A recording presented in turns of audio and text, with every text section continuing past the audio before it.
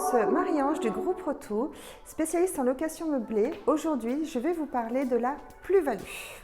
Donc la plus-value est peut-être différente suivant qu'on est LMP ou LMNP, en fait loueur en meublé pro ou loueur en meublé non professionnel. Nous allons également voir le régime de plus-value des BIC hôteliers parce que c'est assez intéressant également. Donc quand on est loueur en meublé professionnel, si on vend un bien ou si on reprend un bien pour soi-même, ce qui peut être possible, on est soumis au régime des plus-values des professionnels. Donc c'est un calcul qui se fait en fonction de la valeur nette comptable, donc après amortissement du bien, comparé au prix de vente, et ça fait la base de plus-value qui est taxée à l'impôt sur le revenu, à l'URSSAF et la partie long terme au taux forfaitaire de 30%. Il y a dans cette catégorie-là une possibilité d'exonération qui est assez sympathique, qui est l'article 151 septies du Code général des impôts, qui nous dit que quand on a un chiffre d'affaires qui est inférieur à 90 000 et que l'on puisse avoir 5 ans d'activité professionnelle, attention, ces 5 ans, ce n'est pas forcément les 5 dernières années, ça peut être dans le passé plusieurs années non continues. Parce que je vous rappelle qu'on peut être loueur en meublé pro ou non pro, d'une année sur l'autre d'une manière différente en fonction de ses revenus personnels. Donc si on arrive à avoir 5 ans d'activité professionnelle et un chiffre d'affaires inférieur à 90 000 €, on est presque totalement exonéré de plus-value. En fait, la partie impôt sur le revenu est exonérée, la partie long terme qui a un taux forfaitaire de 30% est exonérée, reste simplement, mais qui peut être quand même assez important, la partie court terme qui est à l'URSSAF. Donc ça, c'est vraiment quelque chose de sympathique. Comme je vous l'ai dit un petit peu dans les sessions précédentes, attention à ne pas trop jouer avec cet article pour ne pas être qualifié en marchand de biens. Le seuil du chiffre d'affaires en fait de 90 000 €, il est entre 90 000 et 126 000. À 90 000, on a 100% d'exonération. À 126 000, on a 0 exonération. Donc entre les deux, l'exonération est proportionnelle.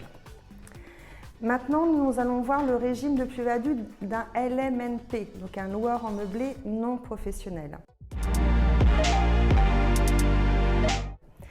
Donc celui-ci, il est soumis au régime des plus-values des particuliers. Si le propriétaire reprend son bien pour lui-même, il n'y a pas d'échange d'argent, il n'y a pas de plus-value.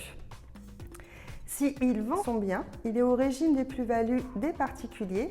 Donc l'exonération est obtenue pour la plus-value au bout de 22 ans et l'exonération au niveau des prélèvements sociaux est obtenue au bout de 30 ans. Pour l'un comme pour l'autre, prélèvements sociaux ou plus-value, il y a des décotes pour durée de détention à partir de la 6e année.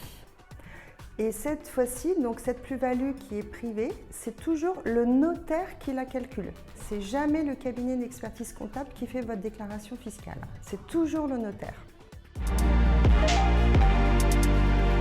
Pour les BIC hôteliers, pour les professionnels en BIC hôtelier, on a aussi l'exonération de l'article 151 septies.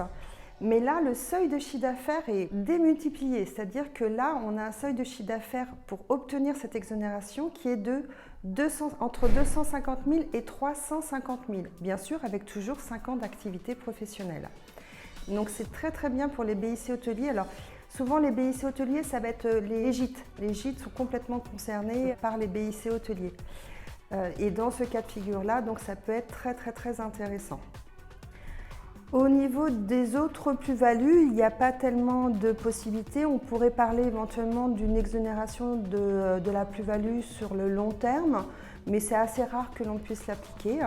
Donc en fait, voilà, les régimes de plus-value, ils sont assez réduits. On en a 2 possibilités en exonération, sinon c'est le régime des particuliers. Je pense que pour ce sujet-là, on n'a pas tellement d'autres choses à dire. Et je vous invite à nous retrouver sur la dernière session qui sera là un vrai comparatif entre la location nue et la location meublée. Et là, ça va être intéressant parce que vous allez avoir un comparatif chiffré. Donc je vous dis à très vite.